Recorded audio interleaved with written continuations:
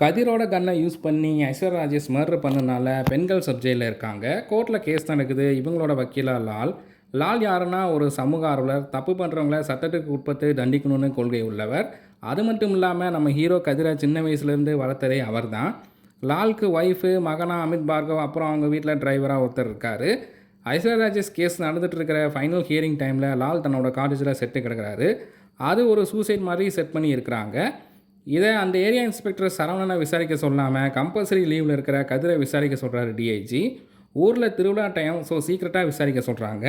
திரும்ப அந்த காட்டேஜில் செக் பண்ணும்போது கப்போர்டில் ஒரு பொண்ணு கன்னோடு இருக்கா. அவள் தான் கொலகாரியான்னு டவுட்டில் இன்வெஸ்டிகேஷன் பண்ணுறாரு கதிர். இந்த நியூஸ் எப்படியோ சேனலில் லீக் ஆக ஒரே டைமில் 7 பொண்ணுங்க வேறு வேறு ஸ்டேஷனில் நாங்கள் தான் லாலை கொண்டோம்னு சரண்டர் ஆகிறாங்க. அது மட்டும் இல்லாமல் எல்லாருமே ஒரே மாதிரியான ஸ்டேட்மெண்ட் தராங்க. இதனால் குழப்பத்தில் இருக்கிற கதிர் இவங்க எல்லாரையும் சப் ஜெயிலுக்கு மாற்றுறாங்க. அதே ஜெயிலில் தான் ஐஸ்வர்யா ராஜேஷ் இருக்காங்க. அவங்கக்கிட்ட நடந்ததை சொல்லி அந்த பொண்ணுங்கக்கிட்ட பேசி பார்க்க சொல்கிறாரு கதிர்.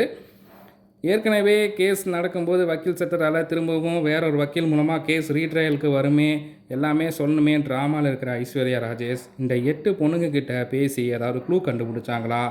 லாலை உண்மையிலே யார் கொன்னது? 8 பொண்ணுங்களுக்கும் லாலுக்கும் என்ன தொடர்பு? இதில் மஞ்சிமா மகன் ரோல் என்ன? ஐஸ்வர்யா ராஜேஷ் ஜெயிலேருந்து ரிலீஸ் ஆனாங்களாங்கிற கேள்விகளுக்கெல்லாம் பதிலை கொஞ்சம் போரிங்கோடு சொல்கிற வெப் சீரிஸ் தான் இந்த சுழல் செகண்ட் பார்ட். நன்றி, வணக்கம்.